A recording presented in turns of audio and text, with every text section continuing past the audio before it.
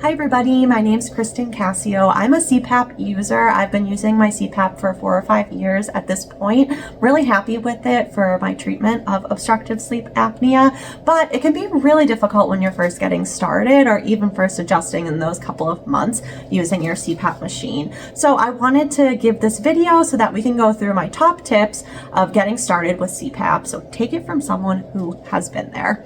My first tip is that it's gonna probably feel overwhelming at first, and that's actually completely normal and that's okay. So when you get your CPAP machine delivered to you, it's not gonna look like this, like you've seen, in other people maybe that are posting or you've seen online. It's not going to look exactly like this. It's going to be disassembled in all different types of prepackaged pieces that you're going to have to put together yourself. So ultimately, you're going to get the hang of it and it's going to seem really intuitive and easy, but at first there can be a pretty steep learning curve.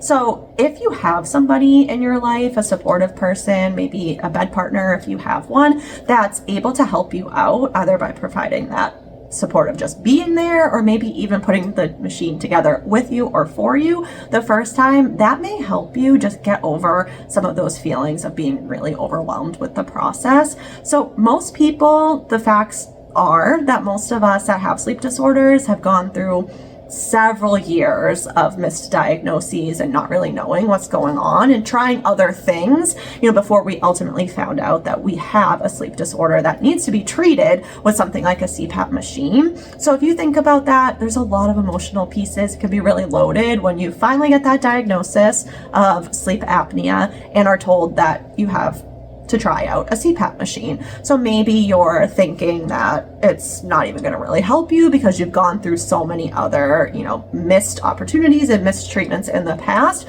or things that your doctor thought would address what was going on when really it was a sleep disorder. So you might just be feeling already kind of discouraged going into it, or you might be feeling like, okay, I finally got my answer. This CPAP machine, I really hope it helps me, but does that mean that I have to use it for my entire life? So if you have somebody that doesn't have all of those loaded thoughts, maybe those thoughts that are battling each other in your head, that can put it together, even better.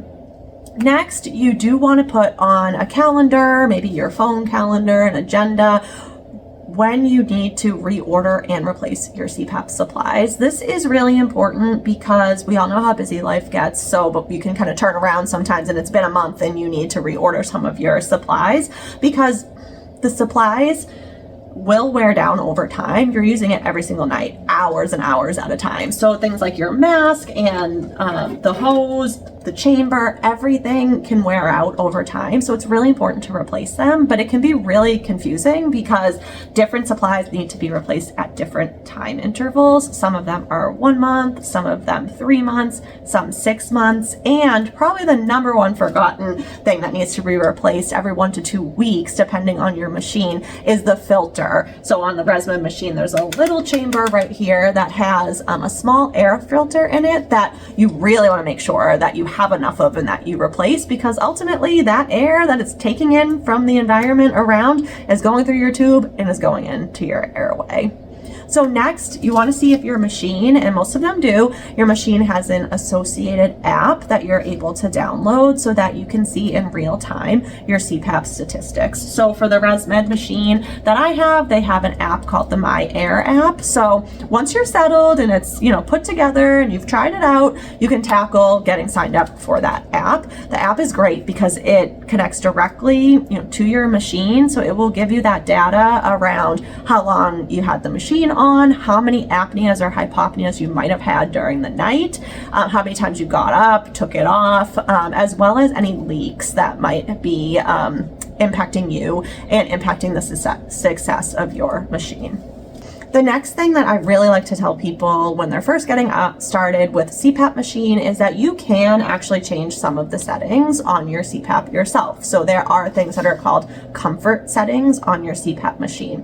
So this is not like the pressure of your machine. That is going to be determined by your doctor, set by your doctor, and especially when you're first starting out with the CPAP, your doctor is taking that directly from the results of your sleep study. So of course, if you are feeling, it's been a couple of weeks, a couple couple of, unsuccessful nights that you've tried to use it because you're feeling like there's too much air, there's too much pressure coming into your machine, definitely bring that up with your doctor. There may be some tweaking that needs to happen to the pressure settings, but in general, especially if you're first getting started and it's coming right from that sleep study, what you can do if it's feeling uncomfortable when you're first getting started is adjust something that's called the ramp up time.